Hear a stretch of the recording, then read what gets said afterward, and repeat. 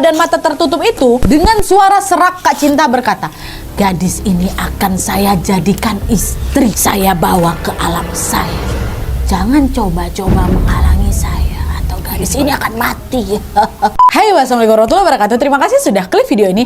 Oke, jadi di malam Jumat ini seperti biasa aku akan menceritakan kisah horor Wawa yang udah masuk ke part 71 ini, Wak. Udah nyampe part 71 aja nggak keras ya kalian kan. Aku ngucapin banyak terima kasih kali buat kalian yang udah setia menonton dan juga sudah mengirimkan asupan cerita horor kepada kami semua. Dan buat kalian yang juga nggak mau ketinggalan kisah horor Wawa lainnya, bisa langsung cus aja pergi ke playlist Wak, cari kisah horor Wawa, ada tuh part 1 sampai part sekarang ya. Dan di malam hari ini aku akan menceritakan satu kisah yang bikin aku nggak bisa berhenti merinding dari awal sampai akhir cerita, Wak, yaitu kisah tentang satu keluarga yang mendapatkan santet dari seseorang yang sakit hati sama mereka. Teror demi teror yang makin hari makin mencekam sampai-sampai si anak pertama di keluarga ini hampir mau membatalkan pernikahannya sendiri gara-gara kerasukan jin yang disantetnya. Penasaran kalian sama kisahnya kan? Jadi tanpa berlama-lama kita langsung masuk aja ke kisahnya ya. Check it out.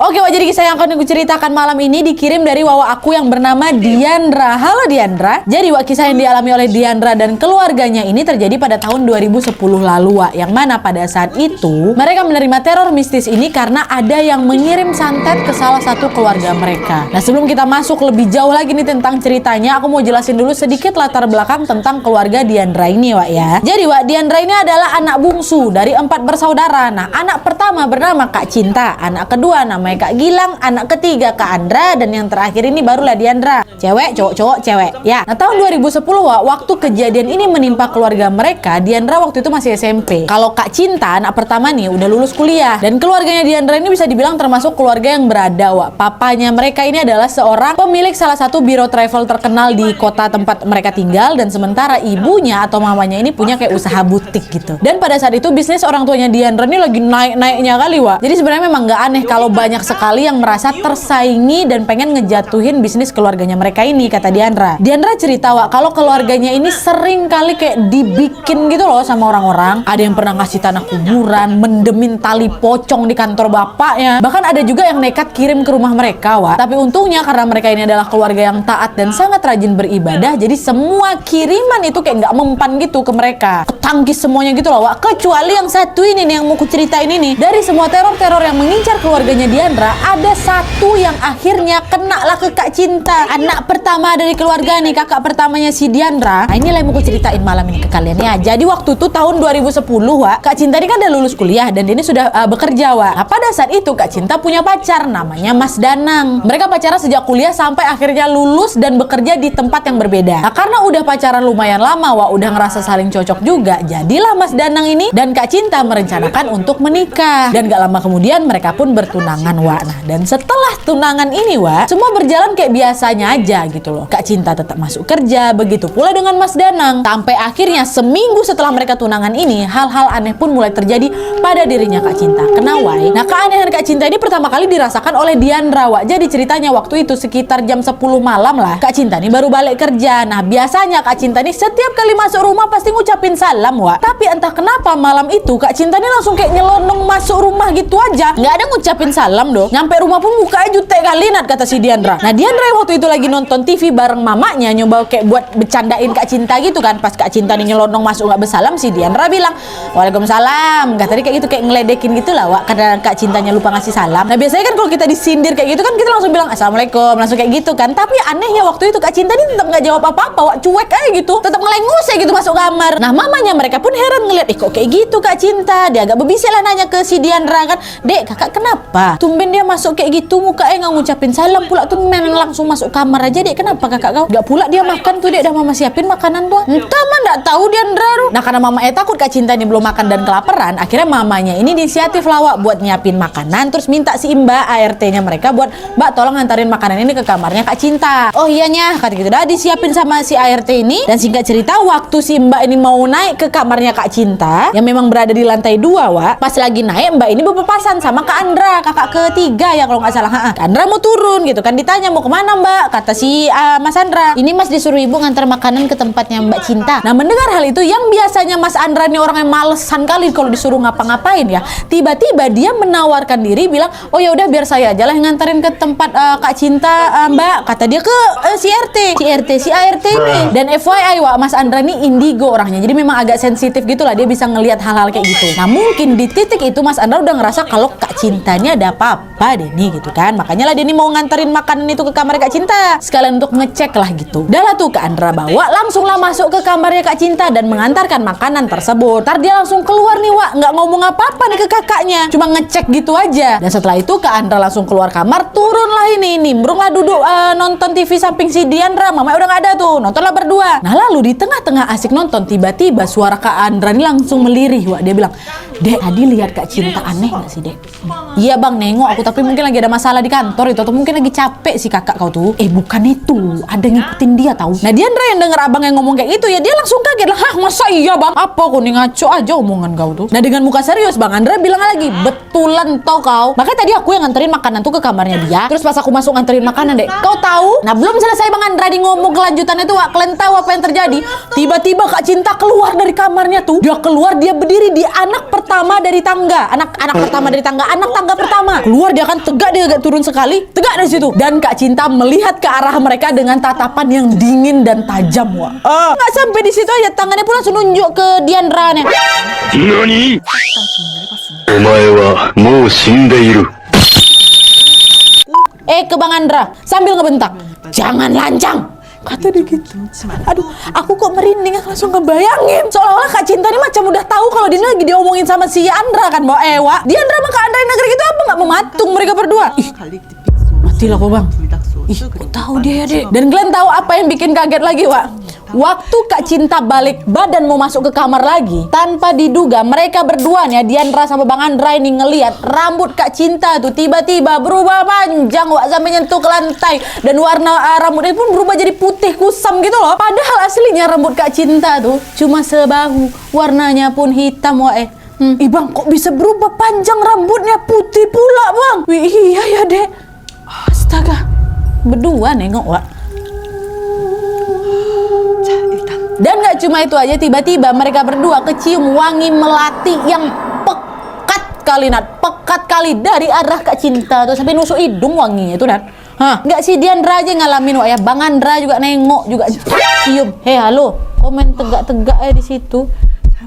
Kucing. Kayak gitu. Nah itulah keanehan pertama kali yang ditunjukkan sama Kak Cinta yang dialami oleh si Diandra sama Bang Andra. Kita lanjut ke keanehan berikutnya ya. Nah, singkat cerita Wak, di keesokan harinya, tepatnya di sore hari setelah kejadian Kak Cinta yang mendadak berubah sikap sama wangi melati itu, tiba-tiba telepon rumah berbunyi. Diangkat. Nah ternyata yang nelpon ini adalah orang tuanya Mas Danang. Mas Danang nih siapa Wak? Betul, tunangannya Kak Cinta. Nah di telepon itu katanya keluarga Mas Danang pengen segera menentukan tanggal pernikahannya untuk Kak Cinta. Dan Dek, halo.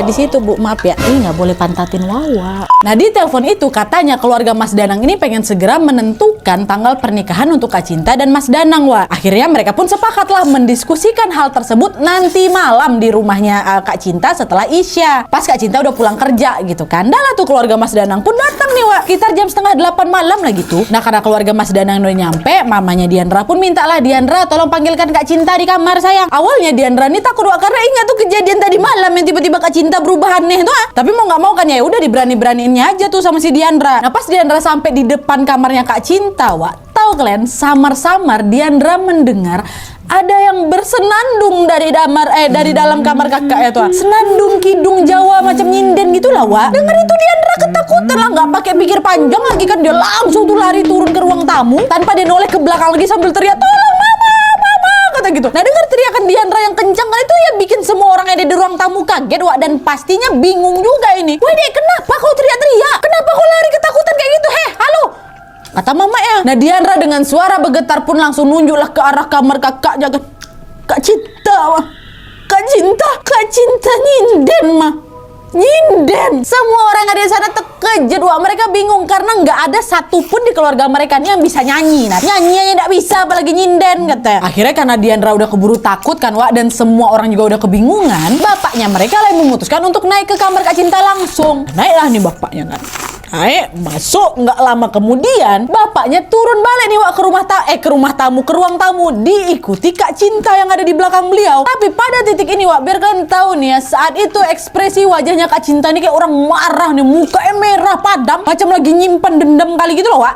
Tengok deh kan. Muka marah lah, macam mana lah itu. Dah pas nyampe di ruang tamu, pas papanya Kak Cinta nih nyuruh Kak Cinta duduk, tiba-tiba Kak Cinta dengan lantang teriak, "Pulang kalian! Siapa suruh kalian datang ke sini? Ah?" Bayangin, Wak, calon suami sama calon mertua ya diusir kayak gitu aja. Gimana nggak kaget semua orang yang dengar Kak Cinta ngomong kayak gitu? Mama Kak Cinta pun langsung lah berusaha untuk negur Kak Cinta. Cinta, kok ngomong apa ini? Apa kok kayak gini? Nggak sopan kok ya. Tapi lagi-lagi Kak Cinta marah-marah, dibentak ya balik Mama. Siapa suruh mereka datang? Pulang-pulang, aku nggak mau nikah sama dia ya. Aku mau pernikahan ini dibatalkan. Kata Kak Cinta, Wak. Keluarga Mas Danang kasihan lah pula, udah datang jauh-jauh, tercengang lah nengok itu. Mereka sama sekali tidak menyangka kalau Kak Cinta bakal ngomong kayak gitu. Padahal seminggu sebelumnya nih Kak Cinta nih bebe aja, malah dia sendiri yang minta buat pernikahannya disegerakan. Ini kayak gini pula berperangai Kak Cinta waktu itu kan. Dan habis Kak Cinta ngomong itu, Wak, Kak Cinta langsung nyelonong masuk lagi ke kamar. Udah macam gak ada sopan-sopannya sama sekali waktu itu Kak Cinta nih, Wak. Dan di titik itu juga Mama sama bapaknya Kak Cinta malu kali lah, merasa gak enak hati lah sama keluarganya Mas Danang. Udah datang jauh-jauh padahal orang ini kan. Tapi untungnya, Wak, Mas Danang ini kayak udah ngerti nih kalau Kak Cinta ini lagi nggak baik-baik aja. Akhirnya Mas Danang bilang lah sama mama bapaknya, "Mama, Papa tolong beri waktu si Cinta sedikit ya, biar dia bisa menenangkan diri. Ini pasti ada apa-apa kok. Sabar ya, Mah, Pak, ini bukan cinta. Kalian percaya itu kan?" Oh, diyakini kali lah keluarganya nih ya. Dan nggak lama setelah itu Mas Danang sama keluarganya pun udah, "Pak, Ibu, kami pamit pulang ya." "Nggak apa-apa kok, kami maklum." Untung baik mak bapak ya. Udah lah tuh, balik lah ini kan keluarganya Mas Danang kan. Setelah keluarga tersebut pulang, papa sama mama marah lah, Wak. Sekaligus malu juga karena kejadian tadi. Akhirnya mereka berdua ini langsung lah naik ke kamar Kak Cinta sama si Diandra juga. Diketok lah tuh kan pintu kamar. "Cinta, buka pintu." "Kau ya, Cinta." Nggak ada respon, nggak ada suara apapun dari dalam, Wak. Dah tuh dipaksa mau buka, kebetulan pula kamarnya nggak dikunci. Dibuka sama pintu, dibukalah pintunya sama bapak si Cinta. Udah siap-siap mau marah mereka nih, Wak. Tapi pas masuk, kalian tahu Kak Cinta lagi tidur pulas sekali tidurnya, macam bayi gue tengok. Di situ bapak Kak Cinta makin kesel, bisa-bisanya kau tidur ya, udah kau usir calon mertua sama calon suami mau. Sekarang macam nggak ada dosa kau tidur pulas kayak ini ya. Bangun kau! Marah bapak Kak Cinta, Wak, dibangunin anaknya langsung. Nah, Kak Cinta waktu ditepuk sama bapak itu kaget lah kan dengan suara bentakan bapak ini ya. Langsung terbangun. Apa bapak nih? Dan di situ papanya Kak Cinta pun lanjutin lagi marah-marah. "Papa bangunin kau, gara-gara kau nggak sopan." "Nggak sopan apa nih?" kata Kak Cinta, Wak. Nggak sopan apa? Tadi keluarganya Mas Danang datang ke sini jauh-jauh, kau malah nggak sopan ngusir-ngusir mereka. Ada bapak ngajarin kau kayak gitu dari kecil? Hah? Ngusir apa nih, Pak? Kapan keluarganya Mas Danang datang, Pak? Itu kata, "Kapan keluarganya Mas Danang datang? Aku nggak tahu apa-apa, Pak. Ya aku balik kerja langsung tidur aku." Kata Kak Cinta gitu, Wak. Nah, mendengar hal itu, papa yang sebenarnya masih mau lanjut lagi ngomel-ngomelin anaknya seketika jadi ikutan bingung.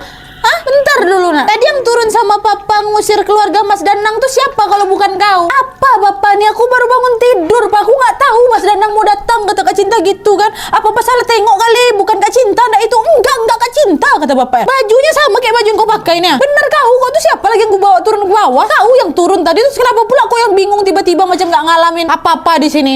Kau yang turun sama aku tadi, makanya aku usir semua tuh keluarga Mas Danang." "Nggak ada, Pak. Nggak mungkin juga aku tega kayak gitu, Pak," kata Kak Cinta. Semua orang di situ pun jadi pada kebingungan, Wak. Mereka semua saat Diandra pun juga ikut termenung sambil terus memikirkan apa aja yang barusan terjadi ini ya. Itu apa tuh tadi ya, Nak ya? Bukan kau tadi, bukan, Ma. Lagi asik-asik kebingungan kayak gini, Wak. Tiba-tiba kembali lagi mereka dikejutkan dengan suara ketukan di jendela kamar Kak Cinta.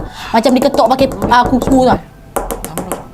Ya apa tuh, Pak? Coba cek. Dicek sama bapaknya ke jendela, kan kosong, nggak ada apa-apa. Makin heran lah mereka semua ini, Wak. Dan pas bapaknya mau menutup kembali jendela kamar Kak Cinta, Wak, di situ Kak Cinta tiba-tiba berubah posisi. Kalian tahu Kak Cinta ngapain, Wak? Kak Cinta duduk nunduk nih, matanya tertutup. Dan tak lama kemudian dia tersenyum sambil cekikikan lirih, Wak. Dan yang bikin makin seramnya lagi adalah itu bukan suara Kak Cinta. Ya, lama-lama tuh suaranya makin keras. Suara cekikikannya tuh makin keras.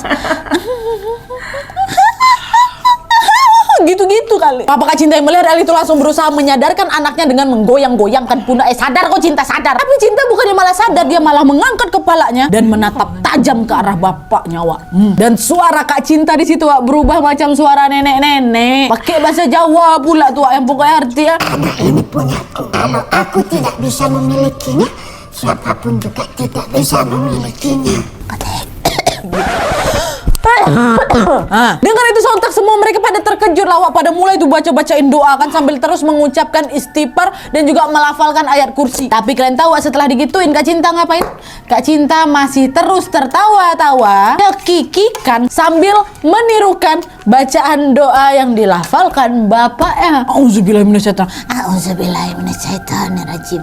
Bismillah gitu ngikutin. Dan di tengah rasa ketakutan itu Diandra langsunglah pergi menelpon Kak Andra yang memang lagi ada di kamarnya. Kak Andra, cepat kau naik sini, cepat ke kamarnya Kak Cinta, cepat Kak Cinta kesurupan, katanya. Kak Andra pun langsung lari menghampiri mereka dan sesampainya Kak Andra di sana, papanya Kak Andra pun langsung meminta Kak Andra untuk telepon apa Kiai Munir, telepon sekarang nak. Dan kebetulan Kiai Munir ini adalah guru spiritualnya bapak mereka, Wak. Dan rumahnya pun nggak jauh-jauh kali dari rumah mereka, ya. Nah kurang lebih jam 9 malam gitulah, Wak, Kiai Munir datang. Nah, setelah Kiai Munir ini sampai, Wak, papa pun mulailah itu menceritakan semua kronologinya dari awal mula Kak Cinta ini bersikap aneh sampai akhirnya kesurupan harinya. Dan saat papa masih menjelaskan semua itu ke Kiai Munir tentang apa yang sedang terjadi, tiba-tiba suara cekikikannya Kak Cinta berhenti. Dan kali ini Kak Cinta menunduk dan dia menangis sesenggukan, Kak Ewa. Suara tangisnya itu jadi berubah kayak sedih pilu kali gitu, Wak. Melihat hal itu Kiai Munir pun meminta mereka semua untuk duduk bersila di belakangnya belakang beliau sambil membaca Ta'awuz, Al-Fatihah dan juga 2 ayat terakhir dari surat Al-Baqarah. Duduk belakang saya, baca surat itu. Dan itu semuanya ikut bacakan, Wak. Dan gak lama setelah doa itu dibacakan, seketika Kak Cinta berteriak